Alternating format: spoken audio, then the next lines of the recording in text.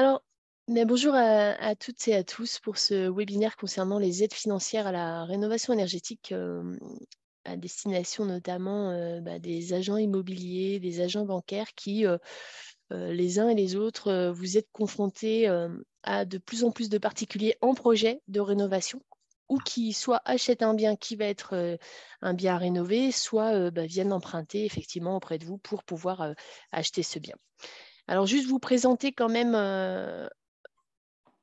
qui nous sommes nous, à l'ASDER, hein. Donc, nous sommes le service d'accompagnement à la rénovation énergétique pour l'habitat et la rénovation en Savoie. Ce service qui comporte, 9 conseillers en rénovation énergétique pour la partie Savoie et on travaille également sur une partie de la Haute-Savoie. C'est pour ça que je vous dis qu'il y a 2 parties. Et ces conseillers vont être, capables d'accompagner les personnes en projet de rénovation, énergétique, autour de tout ce qui a trait aux aides financières associées à la rénovation, tout ce qui a trait à la rénovation performante, donc prioriser ses travaux et voir, par quoi commencer, quel type de travaux faire, comment les agencer les uns avec les autres. Et puis tout ce qui est évidemment économie d'énergie, éco-gestes et sobriété dont on entend beaucoup parler en ce moment et mise en place évidemment, des énergies renouvelables. Donc, on est, habilité à vous renseigner là-dessus. Je vous montrerai un petit peu le parcours tout à l'heure, de la personne accompagnée, mais 3 niveaux d'accompagnement, on va dire globalement, c'est-à-dire qu'on a une permanence téléphonique chaque jour à l'ASDER. Vous pouvez téléphoner, les personnes peuvent téléphoner et avoir un conseiller, au téléphone pendant, en fonction des besoins, de 5 minutes à une demi-heure. Ensuite, nous avons des entretiens personnalisés, donc des rendez-vous en permanence décentralisés sur 23 sites qui recouvrent toute la Savoie et une partie de la Haute-Savoie. Et ou ici à Chambéry pour les personnes qui sont plus proches de Chambéry. Et là, on est sur des rendez-vous d'une heure avec une étude du projet dans son ensemble, des priorisations du projet et puis évidemment des aides associées. Et chaque particulier peut avoir plusieurs, rendez-vous téléphoniques, plusieurs rendez-vous physiques et le dernier niveau, c'est le rendez-vous, en visite sur place, c'est-à-dire qu'on se déplace chez les gens qui ont un projet de rénovation. On fait un diagnostic énergétique simplifié avec des différents scénarios de travaux pour, les aider à prioriser justement les travaux en fonction, à la fois de leur budget et puis de leurs souhaits, d'aménagement et de leur niveau de performance qu'ils souhaitent pour cette maison. Voilà et pour, sensibiliser les personnes à ces besoins-là, eh bien, on fait, beaucoup d'animations, de conférences, de visites de chantier pour vraiment montrer un peu tout ce qui peut se faire.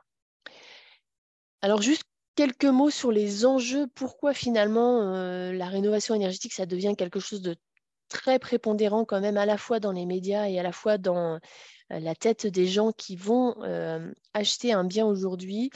On le voit sur ce petit thermomètre qu'en termes de dérèglement climatique on a atteint, des niveaux qui sont, très élevés et plus élevés que ce qu'on imaginait.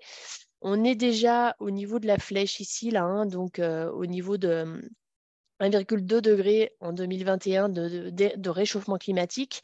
Si on continue les politiques actuelles, on va atteindre 2,7 degrés en 2030 et si on, garde nos engagements politiques, on va limiter à 2,4 degrés. Donc ça veut dire quoi? Ça veut dire qu'on est engagé déjà dans un dérèglement climatique fort. On s'en est rendu compte, les différents, étés notamment derniers. Mais on a encore, une marge de manœuvre, c'est-à-dire que les politiques actuelles ne permettent pas d'atteindre, de limiter fortement les dérèglements climatiques et donc il y a encore une marge de manœuvre à la fois dans les politiques mises en place et à la fois dans les choix qu'on fait chacun au quotidien. Pourquoi dans les choix qu'on fait chacun au quotidien? Parce que vous voyez que sur ce petit graphique aussi, la partie résidentielle dans la consommation énergétique des ménages, enfin globalement de toute la France, la partie résidentielle, donc logement, c'est très important, hein, c'est 40 de nos consommations d'énergie et donc de nos émissions de gaz à effet de serre, hein. Le transport également, on est encore sur des choix individuels en matière de transport. Et puis ce qu'on a tendance, nous, en tant que citoyens, à stigmatiser souvent, c'est-à-dire de dire pourquoi moi je ferais vraiment un effort parce que l'industrie, quand même, elle a beaucoup à faire. Finalement, c'est pas les plus mauvais Donc voilà, la partie vraiment habitat individuel a un impact important dans les émissions de gaz à effet de serre, et c'est pour ça que bah, l'orientation que vont prendre les personnes dans leur logement va être vraiment importante sur notre avenir, bien sûr. Alors, comment on fait pour limiter les consommations d'énergie globalement? On en a pas mal parlé ces derniers temps. Nous, ça fait 20 ans qu'on en parle de la sobriété. La sobriété, c'est dire à confort égal, on va limiter nos consommations d'énergie. Comment? Eh bien, ça peut être l'exemple des veilles. Vous voyez, les multiprises avec les veilles qui vont éteindre tous les appareils. Ça peut être les fameux 1 degré en moins de température de consigne de chauffage qui sont 7 à 8% de consommation d'énergie en moins.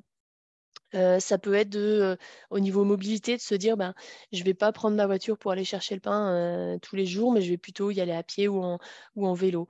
Donc tout ça, c'est vraiment de la sobriété, c'est-à-dire que ça ne demande pas d'investissement, mais ça permet, hop, de diviser et de limiter les impacts. Là, c'est un scénario qu'on appelle le scénario négawatt, qui est un scénario qui a été fait par des experts à l'horizon 2050, et ils se sont dit: «Si on passe aujourd'hui directement aux énergies renouvelables, ça ne fonctionne pas. Si on fait de la sobriété, hop, on baisse d'un cran les consommations énergétiques globales. Si ensuite on fait de l'efficacité, bah, ramener à notre maison, c'est isoler la maison. Et bien là, on redescend d'un cran.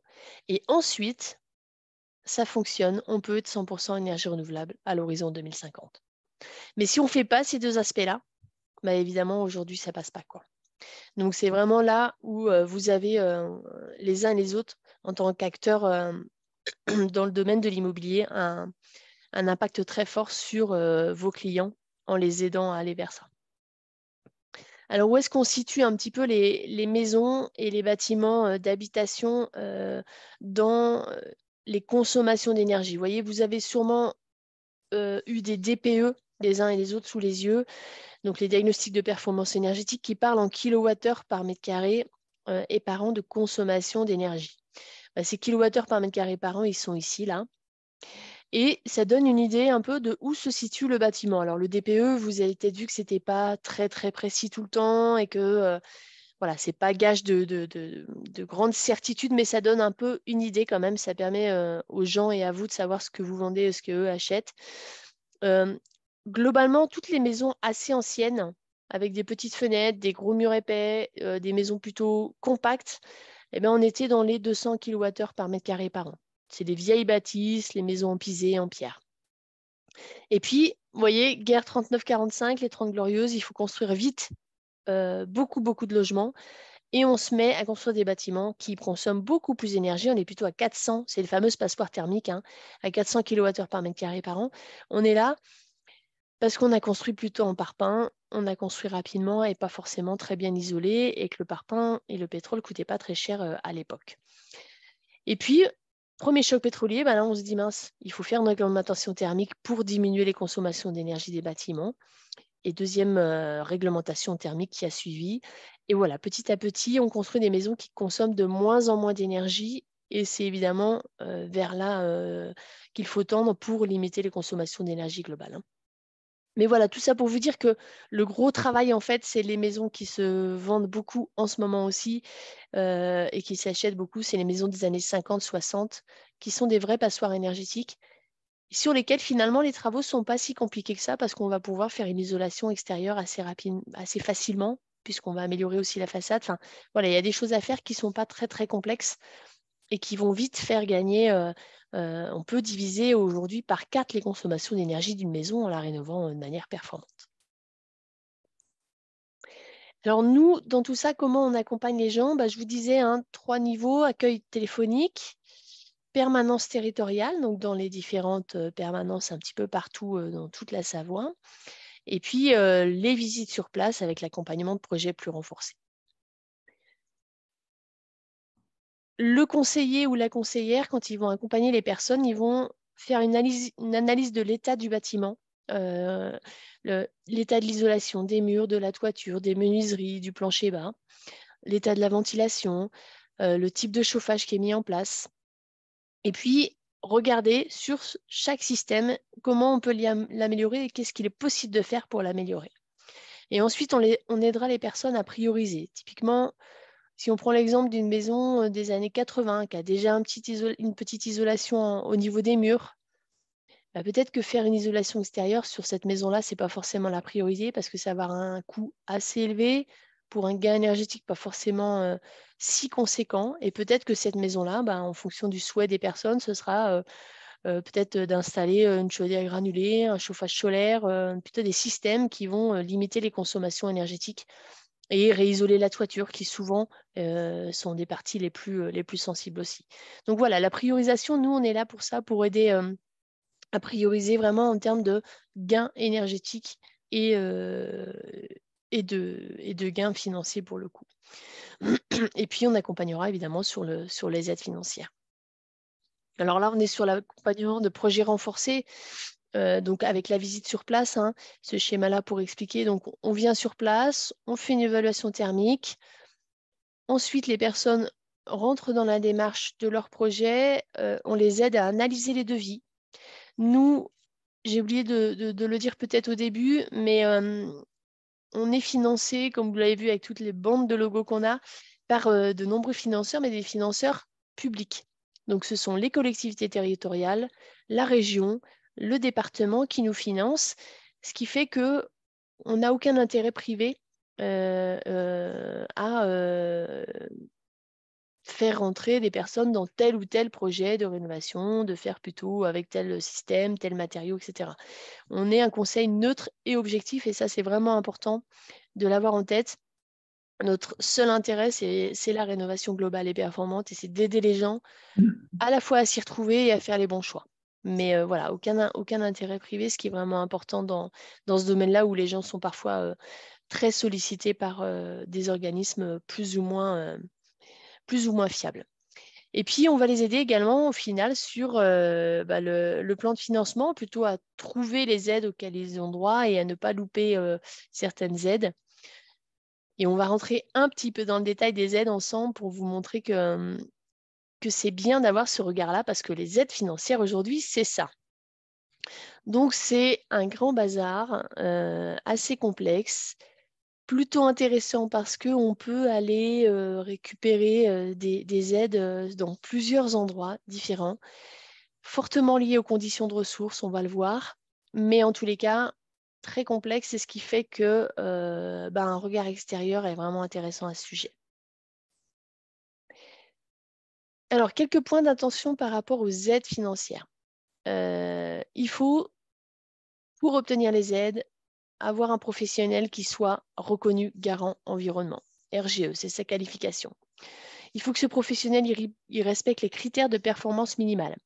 Typiquement, on aura des critères de performance, par exemple, pour avoir les aides pour une isolation dans les murs, il faudra avoir un minimum de temps d'isolant à telle résistance thermique dans les murs.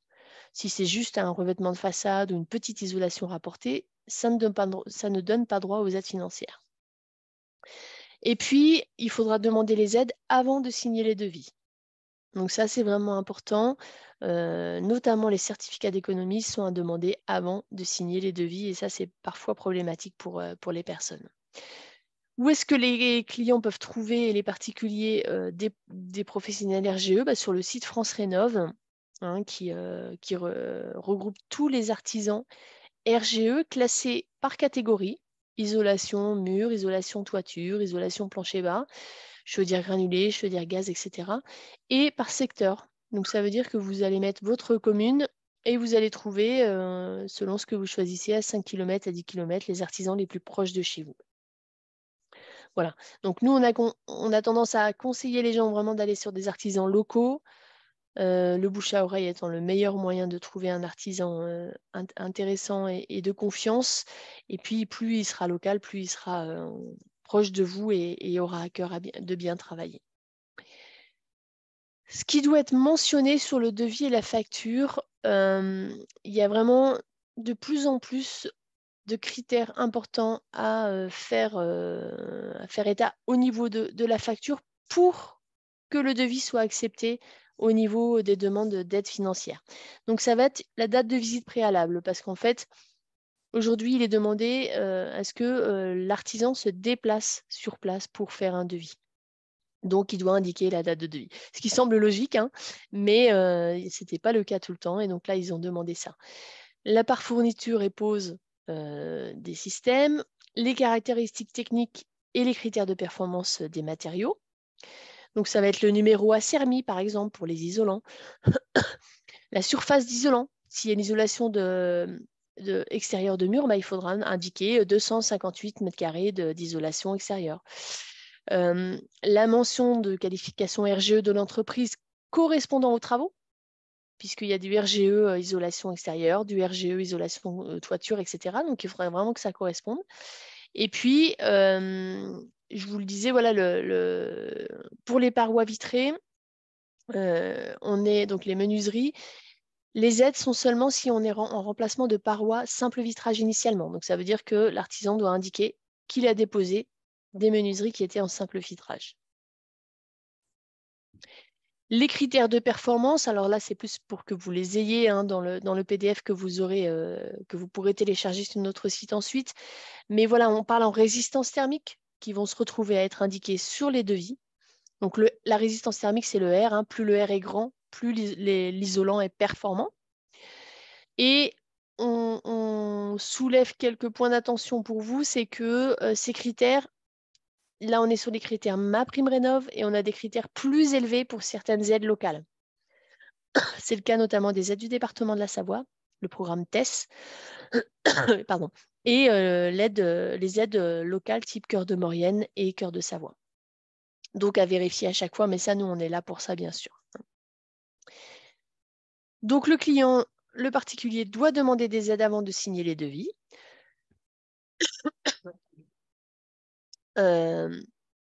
Et puis, une fois qu'il a signé les devis et que les travaux sont effectués, il fait effectue les travaux et avec les factures, il pourra demander le versement de l'aide associée. Alors, de quelles aides parle-t-on? Il y a plusieurs parcours possibles sur des mêmes travaux d'isolation, de rénovation. Et c'est ça qui rend un petit peu complexe les choses, c'est qu'on a un parcours un peu spécifique pour les personnes avec des revenus modestes ou très modestes, qui est le parcours MaPrimeRénov' Sérénité qu'on peut voir en dessous.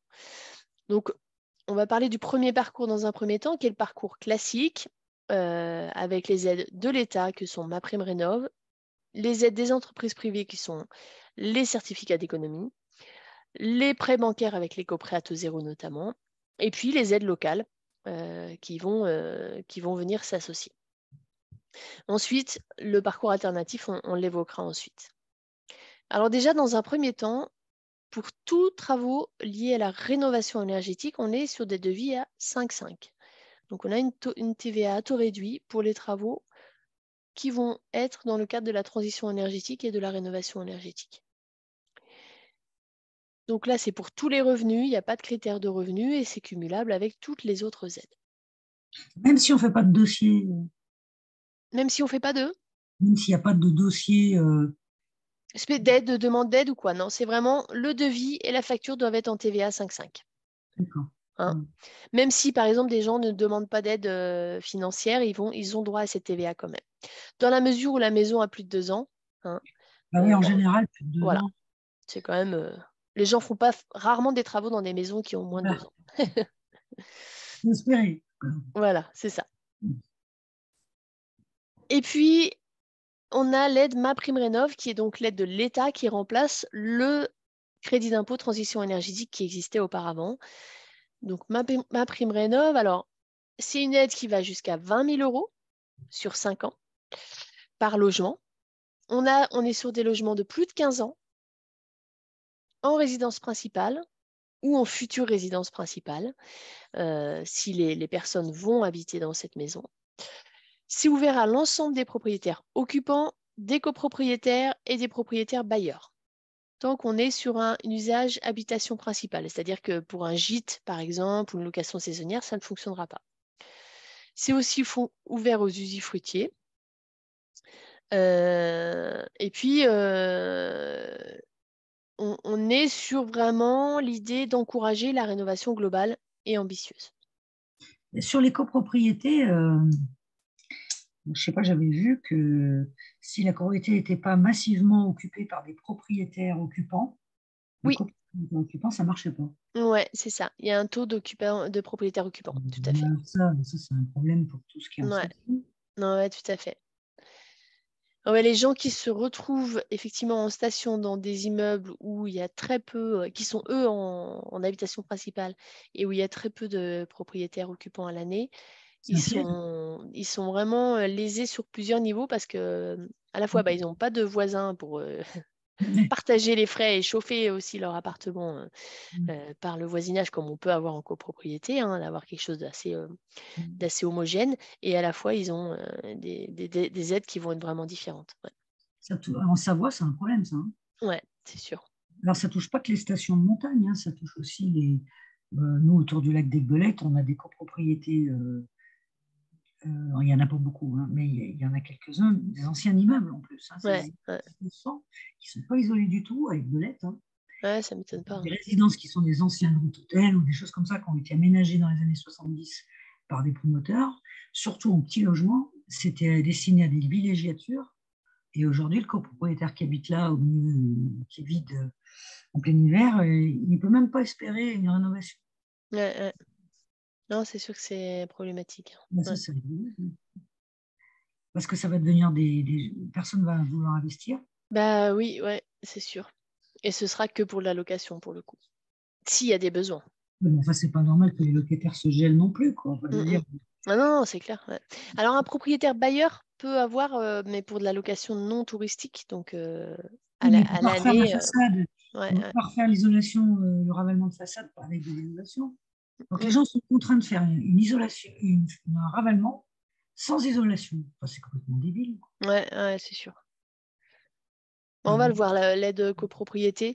Alors, euh, cette prime rénov, elle est cumulable avec les autres aides de l'État que sont les coprêts à taux zéro, les certificats d'économie, enfin pas de l'État, hein, mais les C2E, mais avec les aides des privés et puis les aides locales.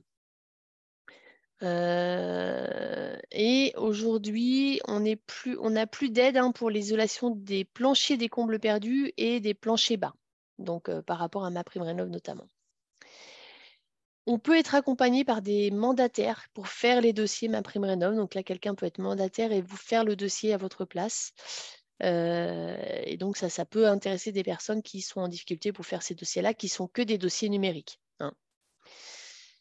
Alors les plafonds de ressources donnent des couleurs. Vous voyez, des couleurs bleu, jaune pour les très modestes et modestes, violet pour les revenus intermédiaires et rose pour les revenus supérieurs. Et en fonction de là où la personne se place dans son foyer fiscal, donc ça va être le nombre de personnes habitant le foyer fiscal, hein, qui est vraiment important, qui va être pris en compte, eh bien, on aura droit à des aides qui vont être différentes. Si on regarde par exemple ici le montant de ma prime rénov' pour une chaudière ou un poêle à granulés, vous voyez qu'une personne en revenu bleu très modeste aura 3 000 euros, modeste 2 500 euros. En violet, donc intermédiaire, on sera à 1 500 euros pour un poêle à granulés et on n'aura rien si on est en rose. Rose, ces revenus-là n'ont pas grand-chose en termes d'aide financière, hein. Et puis, par contre, les revenus roses peuvent demander des aides plus importantes, type rénovation globale.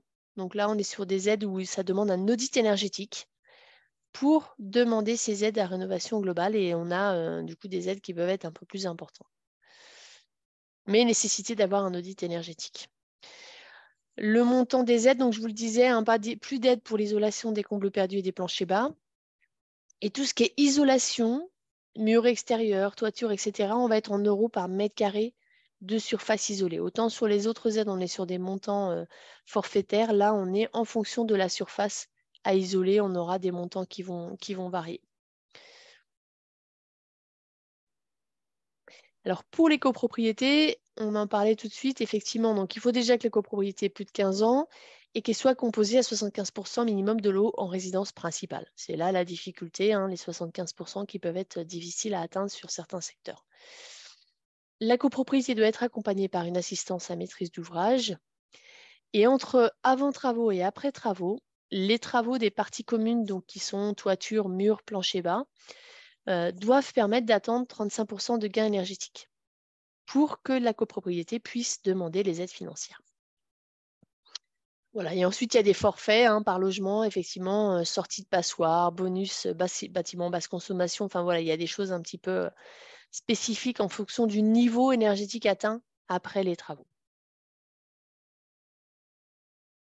C'est quoi une copropriété fragile? Alors, c'est lié à. Moi, je ne m'occupe pas des copropriétés, mais de mémoire, c'est lié à des secteurs qui sont. Alors, attendez, il y a quelqu'un qui arrive. Hop. Des secteurs plus fragiles en termes de logement et d'habitation principale et de nombre de logements et d'habitation principale. Il me semble que c'est ça. Mais à revérifier.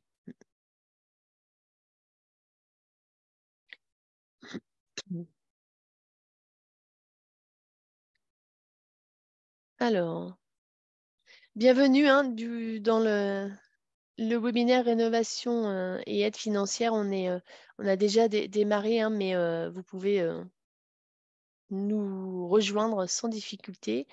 On est vraiment parti dans le vif du sujet sur les aides financières et sur le premier parcours d'aide financière qui associe à la fois la TVA à 5,5, la prime rénov, les certificats d'économie dont on va parler à l'instant. Les certificats d'économie, donc, qui viennent s'associer à ces aides de l'État. Comment ça fonctionne? C'est le principe du pollueur-payeur. Donc, c'est les producteurs et vendeurs d'énergie qui sont censés payer des taxes pour pollution ou aider les gens à financer des travaux d'économie d'énergie. Donc, les personnes vont pouvoir les demander à plusieurs fournisseurs, sachant que pour un type d'investissement, un travaux, ils vont avoir une seule aide, bien évidemment. Ils ne vont pas pouvoir aller récupérer des aides à droite et à gauche.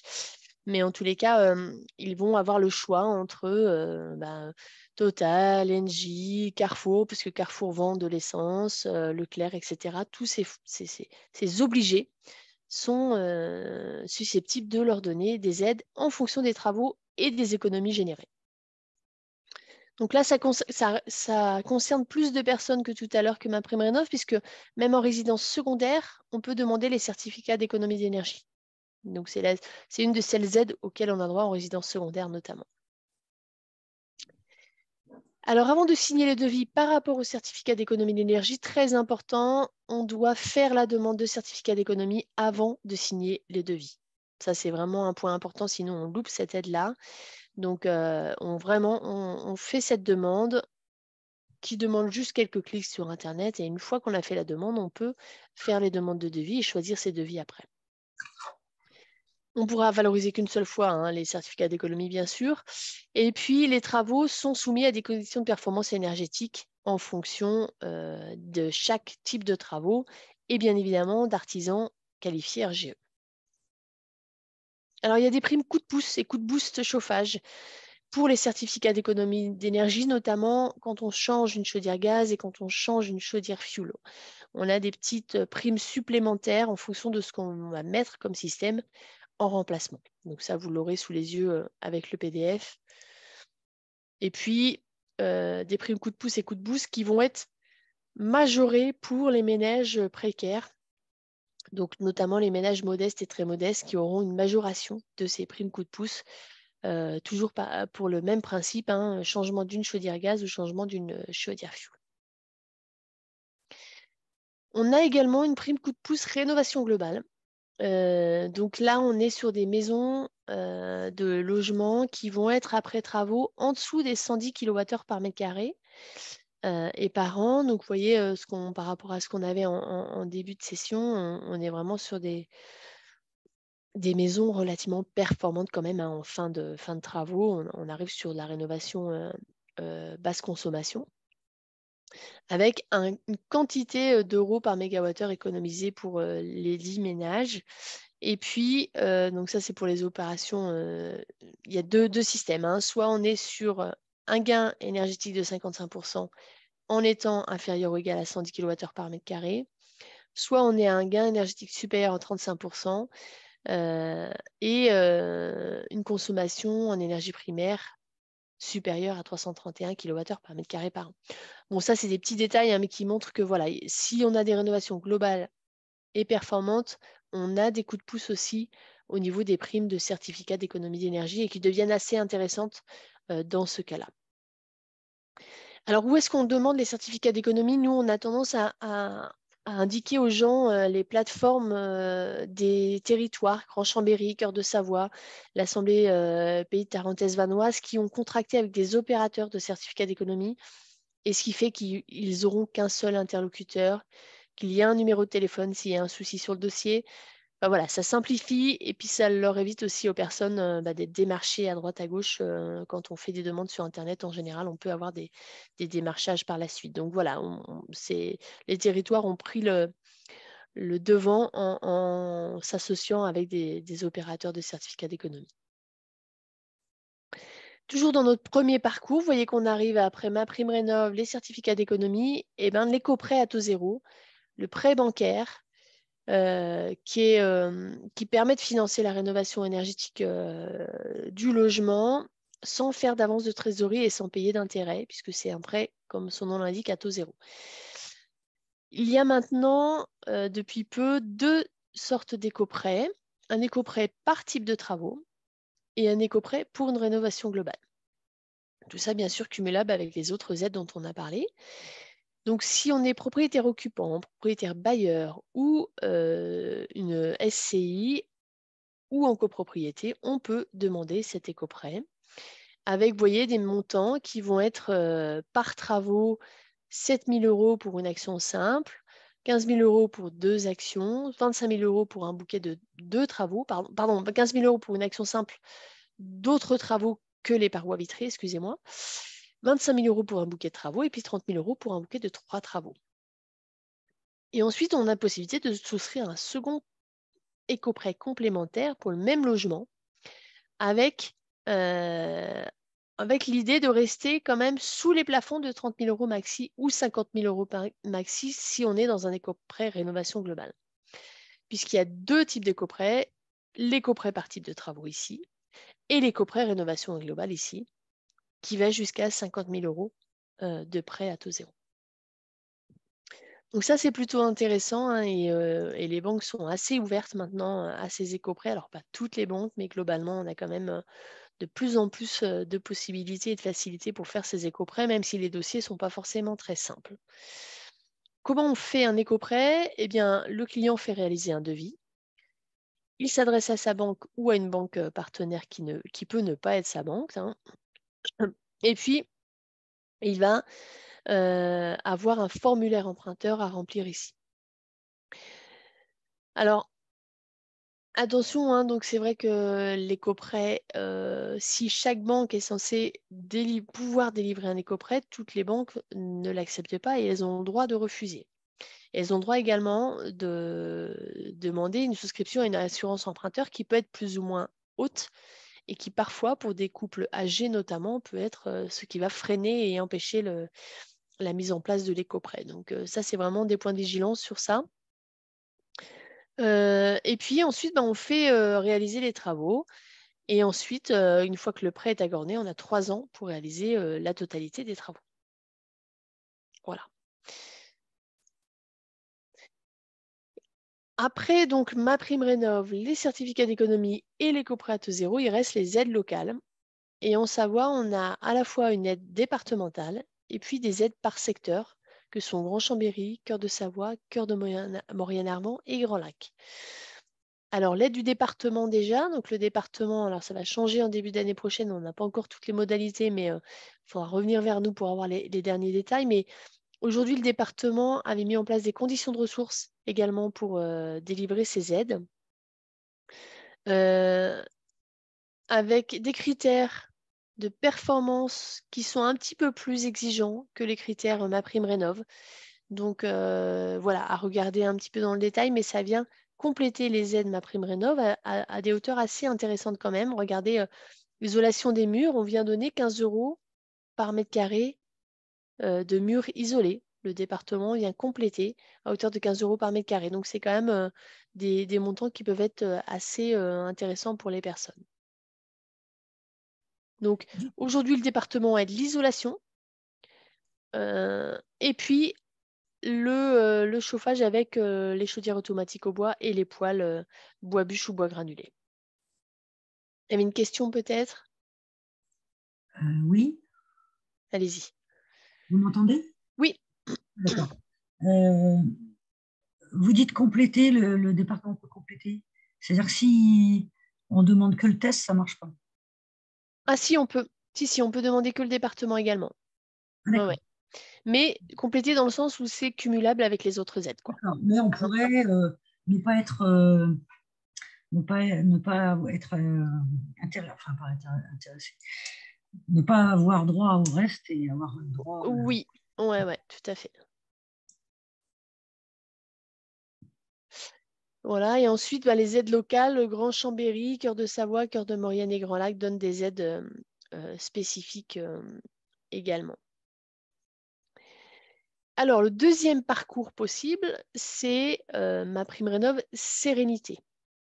Donc, MaPrimeRénov' Sérénité, c'est pour les revenus modestes et très modestes. Donc, vous vous rappelez, hein, dans les cases, là, les personnes qui ont des revenus, les 2 cases plus à gauche, et ils vont avoir des aides qui vont être plus importantes. Ces personnes-là vont avoir un accompagnement par des opérateurs ANA qui peuvent être sur la Savoie, notamment le plus souvent Solia ou Urbanis, dont vous avez peut-être entendu parler. Ces personnes-là, donc ces opérateurs ANA, vont faire un calcul énergétique, une simulation avant travaux, après travaux, après une visite du logement bien sûr, pour regarder s'il y a un gain énergétique de moins 35% suite aux travaux envisagés.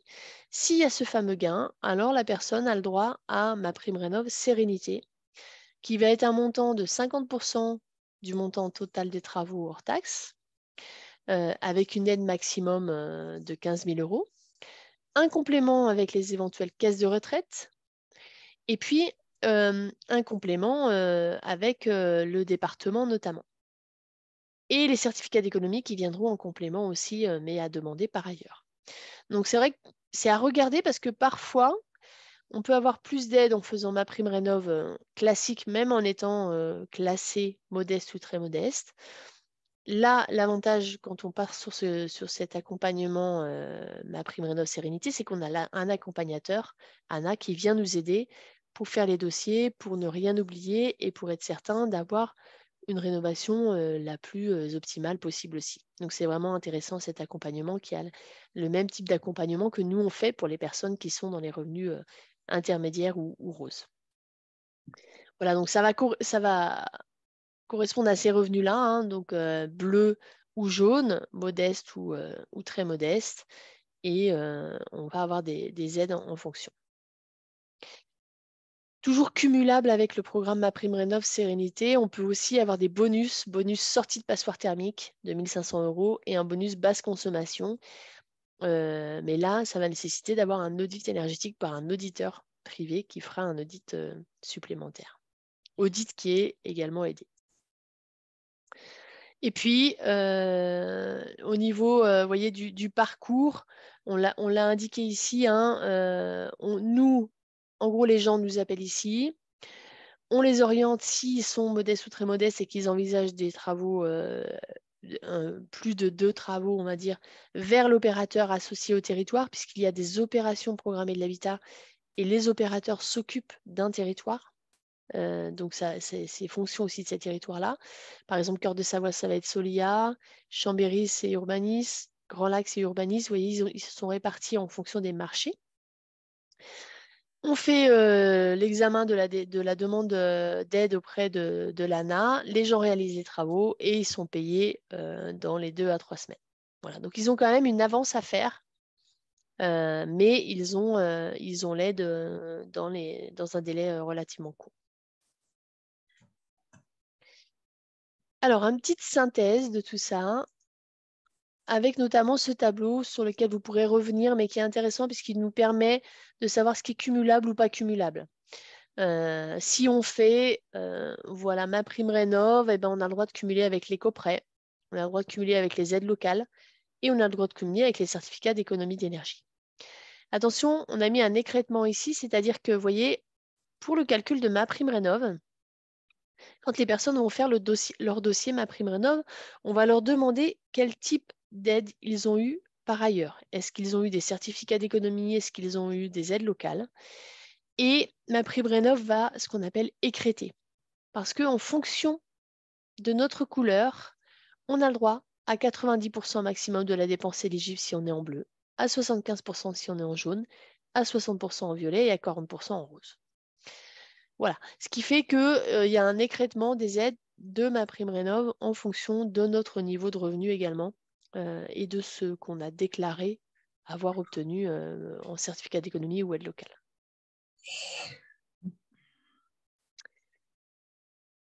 Alors, donc si on synthétise un peu les parcours possibles, donc si vous avez un client qui a un revenu inférieur aux critères de l'ANA, donc modeste ou très modeste, eh bien il a soit MaPrimeRénov' Sérénité avec l'opérateur ANA, plus les certificats d'économie, plus les aides locales éventuelles, plus des aides de caisse de retraite, plus les coprets. Si cette personne-là est toujours en revenu inférieur aux critères de l'ANA, mais souhaite faire MaPrimeRénov' classique, suivant les types de travaux qu'elle fait, elle cumulera également les C2E, elle cumulera les aides locales et les coprets. Et si vous avez un client qui a un revenu supérieur aux critères de l'ANA, donc les couleurs violettes et roses, eh ben on est sur MaPrimeRénov' violet ou rose, les C2E, les aides locales et les coprets. Vu comme ça paraît beaucoup plus simple. J'ai une question sur Oui, allez-y, ouais. sur une maison très ancienne, qui a 200 ans, qui est en pierre épuisée, où il n'y a pas de chauffage du tout. C'est-à-dire que c'était des maisons, il y a un vieillâtre, c'est habitable, hein, ça a été plus ou moins quand même rénové avec le temps, mais il n'y a pas de chauffage. D'accord. Donc, il y a un vieillâtre sans insert, enfin bref, donc c'est pas un chauffage. Du coup, au niveau énergétique, il n'y a plus les diagnostics vierges comme avant. Donc là, je sais pas, on part de quoi là pour Ouais. production, à la limite, on n'est pas énergivore, c'est pas une passoire thermique puisqu'il n'y a pas de production. Ouais. Alors du coup, là, on est coincé, quoi. Bah, le diagnostic énergétique, il va regarder les déperditions. Donc, il va regarder ce Ouais, mais qu'il il n'y a pas faut. de chauffage, il n'y a pas de prod. Oui, mais du coup, il va regarder quand même ce qu'il faudrait et il va prendre comme chauffage la cheminée. Il va mettre cheminée ouverte, le diagnostiqueur, et il va dire pour chauffer cette maison et atteindre les 19 degrés réglementaires, voilà les déperditions et la quantité d'énergie nécessaire pour Bon, chauffer alors cette maison. admettons qu'il n'y en ait pas. Admettons qu'il n'y a même pas de cheminée. Ce ne sera pas considéré comme habitable. On va être sur ce qu'on Ouais. appelle une rénovation lourde. Si les gens sont sous critères ANA, notamment, ils peuvent demander des aides plus conséquentes liées aux rénovations lourdes, qui sont, vous voyez, assez proches de ce qu'on appelle de l'habitat indigne parfois, mais dans le sens où ça fait partie, il faut avoir l'eau, l'électricité, le chauffage, il y a plusieurs critères. Et dans ces cas-là, ils ont des aides qui peuvent être complémentaires et assez conséquentes en partant dans un dossier rénovation lourde. Ouais. Et finalement, le gain énergétique sera moins pris en compte parce qu'on part de zéro quasiment, quoi. Ouais, ouais. Voilà. Mais sinon, s'il y a, en fait, les aides sont pas forcément toujours associées à un changement de Oui, mais mode de chauffage. quand ça l'est, si c'est du coup disqualifiant. Ouais. Par exemple, ils pourront pas avoir le bonus changement de chaudière fuel, quoi. Ça, c'est Mhm. sûr. Ben Mais oui. ils auront une aide MaPrimeRénov' pour la mise en place d'un poêle à bûche ou d'un poêle à granulés. Mhm. Mhm. Même s'il y a pas, même si on vient pas enlever un poêle, vous voyez. D'accord. Hein. Mhm. Ok. Mais c'est vrai il y a des cas comme ça qui peuvent être un petit peu Bah, les anciennes fermes, ouais, ouais, soumis un peu à jugement. Bon, voilà, on peut le faire passer d'un côté ou de l'autre assez facilement. Ouais. ils se débrouillent, je sais pas comment. Voilà, alors du coup, dans l'ordre un peu de ce qu'il faut faire, ce qu'il faut demander dans quel ordre, on va dire. On demandera d'abord les C2E parce que comme ça, on aura le montant des C2E qui seront estimés et comme ça, vous pourrez indiquer, les personnes pourront indiquer quand ils feront leur demande MaPrimeRénov' ce qu'ils ont, ce que l'opérateur C2E leur a estimé comme aide C2E. Aide locale également, puisque du coup, il faudra les indiquer en faisant le dossier MaPrimeRénov'. Donc d'abord C2E, ensuite aide locale, ensuite dossier MaPrimeRénov' et ensuite éco-prêt à taux zéro. C'est un peu l'ordre idéal pour faire ces demandes d'aide. Voilà, donc n'hésitez pas, on a vraiment, on est la porte d'entrée du service de la rénovation énergétique.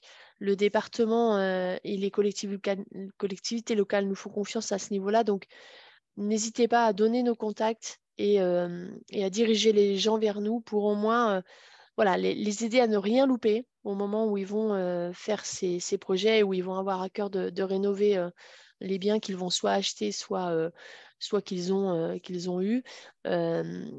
Voilà, c'est vraiment cette porte d'entrée, elle est importante parce que vous l'avez vu, c'est complexe et il y a plusieurs parcours possibles. Et si on s'y prend pas au bon moment, on risque de passer à côté de choses qui peuvent quand même aider à passer le cap et à faire des travaux plus conséquents. Voilà, j'espère que ça a répondu à vos besoins et à vos questions. S'il vous reste quelques questions, n'hésitez pas. On peut prendre un petit temps pour ça. Donc oui, moi j'ai 2 questions. Oui. Donc déjà, merci pour toutes ces informations, c'est très intéressant. J'avais 2 questions concernant donc votre aide. Est-ce que vous avez un délai en fait de prise de rendez-vous, que ce soit d'après ce que j'ai compris, donc par téléphone directement, donc vous êtes en entretien donc sur plusieurs sites en permanence ou à domicile. Est-ce que aujourd'hui vous avez des délais pour pouvoir répondre aux personnes? Alors, en fait, on a, si vous voulez, plusieurs. Alors, quand les personnes nous appellent, elles vont avoir quelqu'un qui va les rappeler dans la journée. C'est pas forcément le conseiller ou la conseillère de permanence, puisque on a des pics de demandes qui sont assez forts. On peut être à 80-90 appels par jour en ce moment. Donc, les accueillantes vont rappeler systématiquement les personnes et leur dire vous allez être appelés dans les 2 à 3 jours. C'est-à-dire qu'on a un délai de rappel des personnes en premier appel qui peut être au maximum à 3 à 4 jours. Voilà. Donc, ça, c'est le premier appel. Pour les prises de rendez-vous, en fait, c'est un petit peu fonction des lieux de permanence. Il y a des permanences où on est plutôt sur 1 mois et demi à 2 mois de délai pour avoir un rendez-vous. Et puis d'autres permanences où on peut avoir un rendez-vous dans les 3 semaines, quoi. Donc ça dépend un peu des lieux sur la Savoie. Ah, je vous entends plus. Pardon, ça a coupé tout seul. Ah. C'est bon. Ouais. Donc voilà, ça va dépendre un petit peu des lieux, mais globalement, on est ça sur 1 mois et demi de délai maximum. Pour un rendez-vous. Et rendez-vous à domicile, pareil? Et rendez-vous à domicile à peu près, voilà, autour d'1 mois, à 1 mois et demi, 2 mois. Ouais. Ok. Est-ce que votre prestation est facturée? Non, non, non, puisque du coup, on est financé par les collectivités locales et le département et la région pour assurer ce service gratuit auprès des particuliers. Donc, il n'y a aucune, il y a rien à payer pour les particuliers. Ouais, parce que c'est neutre. Rendez-vous Et voilà, donc c'est vraiment un rendez-vous gratuit, neutre et objectif dans le sens où voilà, aucun intérêt vers des organismes privés. d'artisans. Voilà. Ok, Ouais. super. À partir du premier rendez-vous ou premier contact que vous avez eu, la personne a combien de temps, en règle générale? Donc, j'ai bien compris qu'il fallait qu'il voie l'artisan, qu'il fasse un devis, et ensuite qu'ils aillent voir donc, les 3 types d'aides. Le délai entre le premier contact que vous avez et le déblocage des fonds pour payer l'artisan, vous le connaissez? Alors, en fait, le plus souvent, sauf les personnes très modestes qui peuvent avoir une avance, le plus souvent, les gens vont devoir payer l'artisan avant. Ah, Hein. c'est une avance. Il faut qu'ils avancent. Ouais. Et par contre, ils vont être, eux, ils vont avoir l'aide dans les, on va dire, 3 semaines, 4 semaines maximum. Mais il y a cette avance à faire, ça c'est sûr. Ah, voilà. Donc, ça, pour nous, banquiers, il faut qu'on soit bien conscient de tout Ouais. ça. Ouais. Après, les personnes très modestes, en fait, peuvent avoir des aides spécifiques de l'ANA pour les aider à faire l'avance de fonds. Alors, ce que je n'ai pas dit, mais qu'on dit souvent quand même aussi, et parce qu'on est en lien avec, de plus en plus avec les banques, hein, avec la Caisse d'épargne, avec le Crédit Agricole, on a des échanges avec vos responsables. Et c'est vrai que ce qui est vraiment important à prendre en compte et je sais que c'est difficile pour vous, banquiers, de prendre ça en compte, mais c'est le fait que le reste à charge dans les années qui vont suivre systématiquement les travaux va être divisé par 4 en termes de coût énergétique de la maison. C'est-à-dire que quelqu'un qui fait des travaux de rénovation énergétique performants aujourd'hui va avoir une facture énergétique qui va être divisée par 4, Vous réellement. savez dans un délai de combien? Ah bah là, c'est dès que les travaux sont terminés. Dès que les travaux sont terminés, la maison est isolée et ça y est, elle a sa performance divisée par 4 dès que les travaux sont terminés.